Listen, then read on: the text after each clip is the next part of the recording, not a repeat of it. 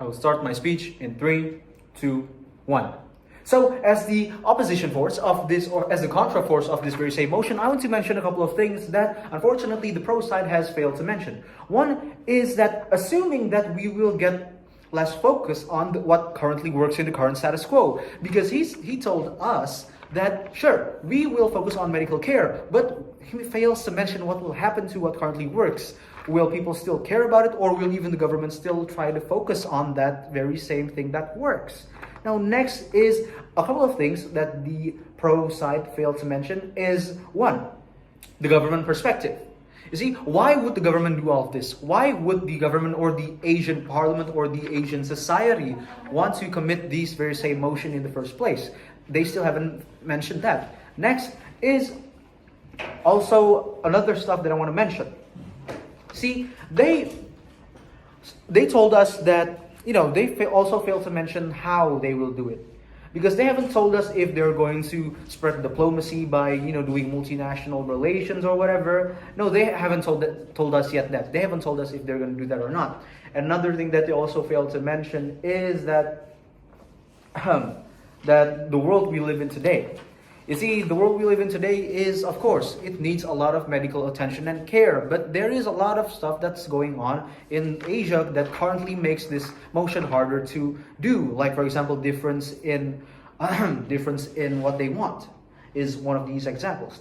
And they also fail to mention the responsible actors in this motion, which is each country's respective governments, but also the ASEAN community themselves. Now, the hypothesis of the problem is, one, they mentioned it's long visas, and also that health is time sensitive. And sure, they gave us the burden of proof. But let me get to my rebuttal of these very same ideas. One thing that I want to mention is negation. So, one of it is, so if if you say that if it doesn't work, so Asia can then benefit from the byproducts of, focusing on more medical care for tourists. But that's the main thing.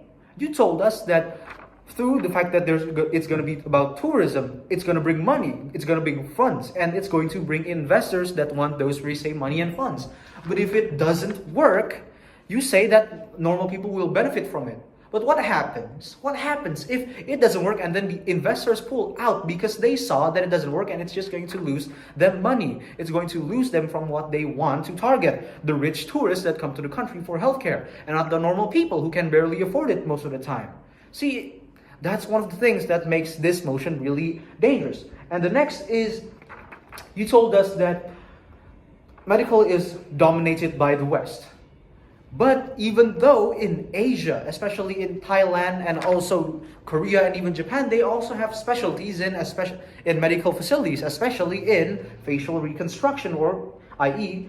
plastic surgery. And you said in Asia it's less of a hassle to make visas. It's less of a hassle to get into the country. But if that were true, why do you also propose that we need to make entering the country easier if it was already easy? It's a clear contradiction, and it just shows that Asia is either easy to enter or not. And you still haven't told us how will we make entering the country easier. Should there be a qualification? Are people from a certain country allowed or not? You still haven't mentioned us that. It is just completely vague and lacks substance. Next is, of course, a reality check.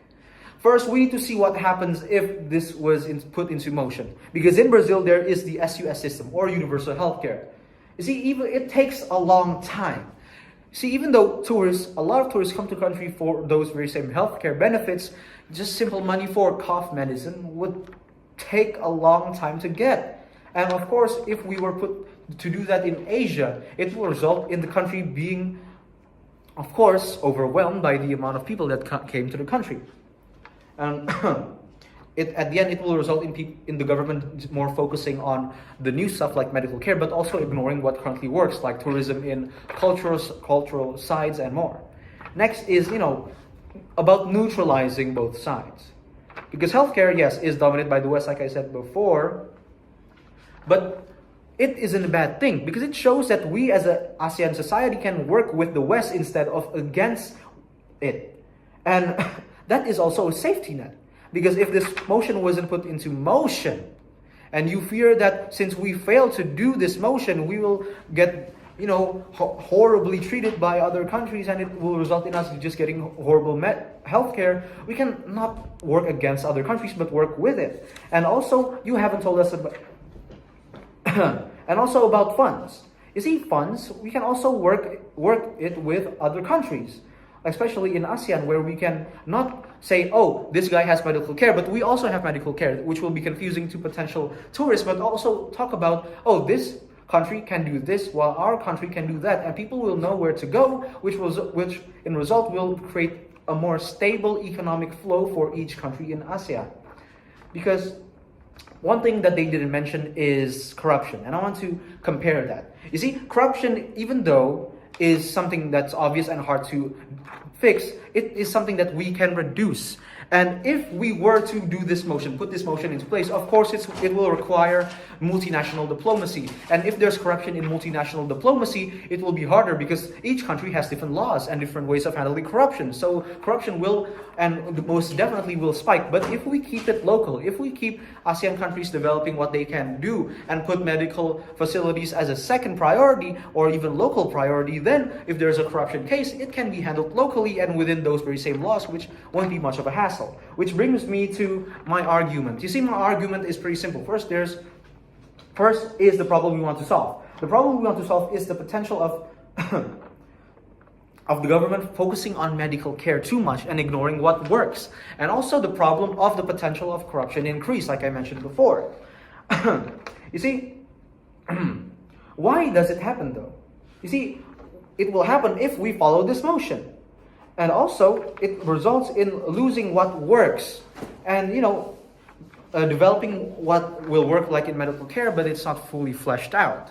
Because even though you mentioned that we shouldn't compare our country to Western society, it's still important to take note.